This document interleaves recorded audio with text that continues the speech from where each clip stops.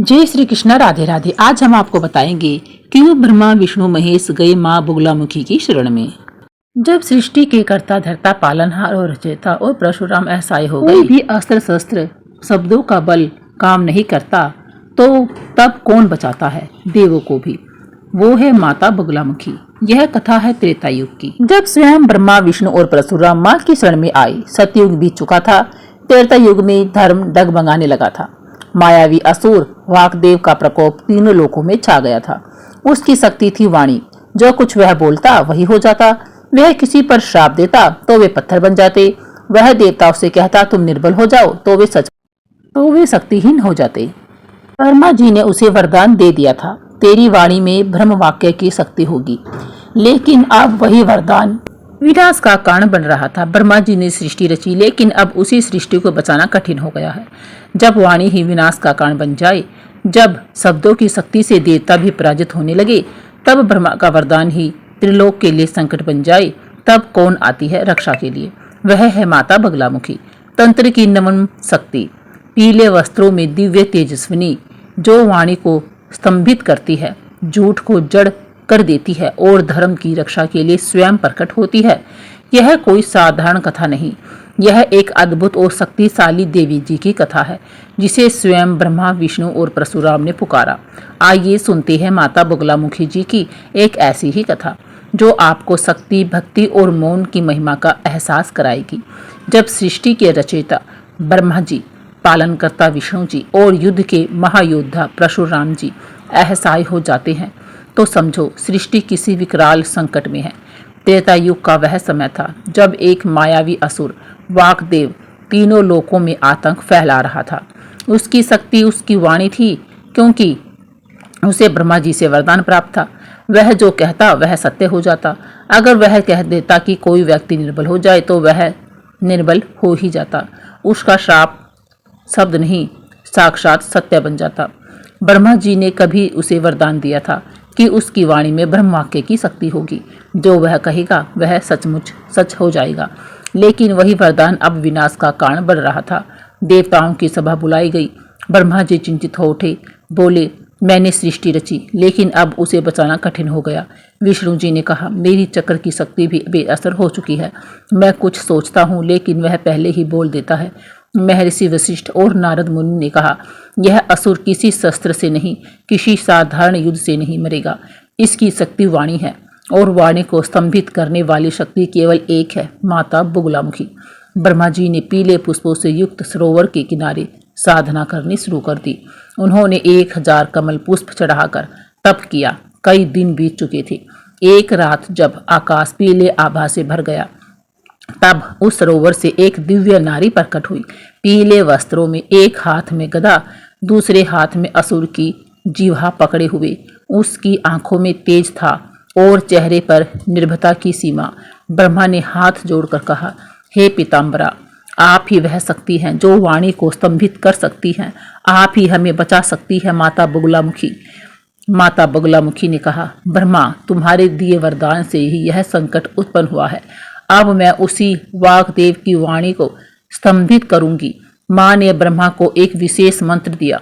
उन्होंने मंत्र का उच्चारण किया, ओम ह्रीं बगलामुखी सर्वदुष्टानां वाचम मुखम पदम सत्यभ जीवाः किल्य बुद्धिं विनाशाय ह्रीं ओम स्वाहा।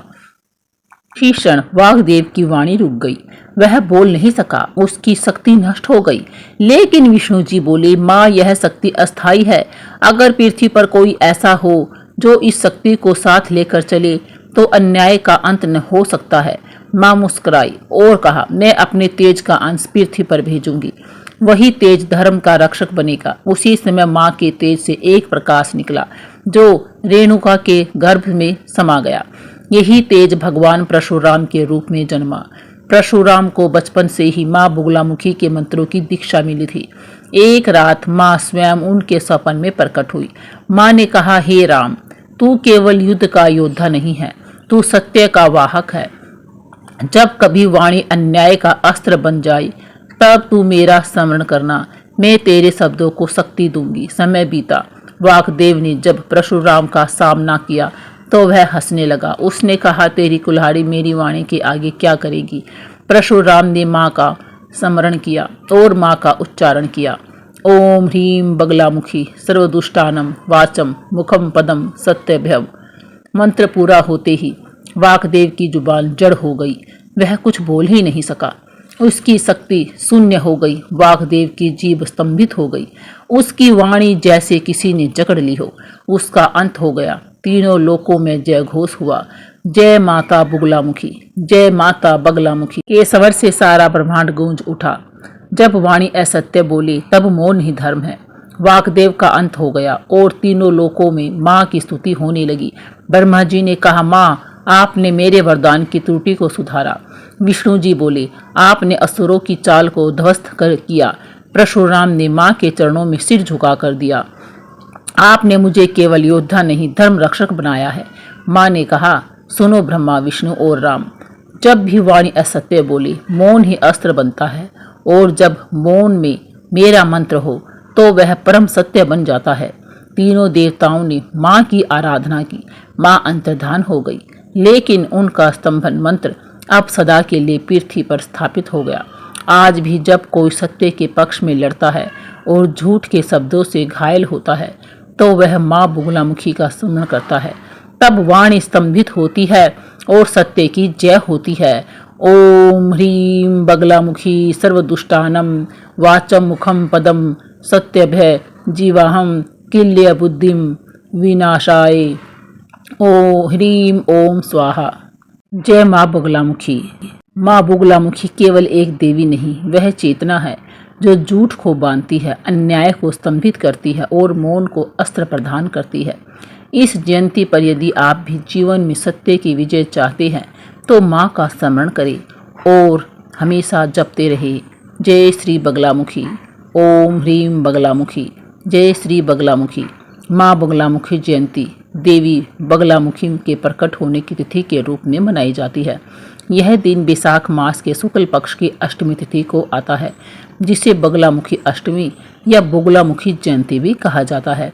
यह तिथि आमतौर पर अप्रैल या मई के महीने में आती है। इस दिन भक्तजन माँ बगलामुखी की विशेष रूप से पूजा, हवन और स्तंभन मंत्रों का जाप करते हैं।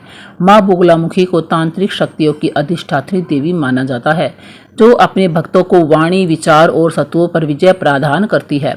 यह जयंती विशेष रूप से राहु केतु दोष, कोर्ट कचहरी के मामले, शत्रु बाधा, वाणी दोष और मानसिक अस्थिरता के निवारण के लिए अत्यंत ही प्रभावशाली होती है। भक्त इस दिन पीले वस्त्र पहनते हैं, पीले फूल, हल्दी और पीले नैवेद्य से माँ की पूजा करते हैं। इस दिन माँ बगलामुखी के मंत्र का जप हजारों की संख्या में किया जाता है। इस दिन रात्रि में विशेष तांत्रिक साधनाएं भी होती हैं, जो साधक को चमत्कारी अनुभव देती हैं। माँ बगलामुखी जयंती केवल एक पर्व नहीं, बल्कि शक्ति, मौन और अन्याय की पूजा का विशेष दिन होता है। यह दिन हमें सिखाता है कि जब वाणी अन्याय की ओर बढ़े, तब मौन में छिपा आत्मबल ही सबसे बड़ा अस्त्र होता है। प्रेम से बोलिए, जय माता बगलामुखी, जय श्री हरि विष्णु भगवान। जो भी भक्त माता बगलामुखी को दिल से और सच्चे विश्वास के साथ और पूरी आस्था और श्रद्धा के साथ पुकारता है, उनका नाम लेता है, उस व्यक्ति को कभी भी किसी प्रकार का कोई खतरा नहीं होता। बाहर से या स्वयं के अंदर से भी उसे एक अजीब सी शक्ति का अनुभव होता है, जो उसको हर क्षेत्र में विजय प्राप्त कराती है। इसलिए हर किसी को माँ बगलामुखी का नाम जरूर लेना चाहिए।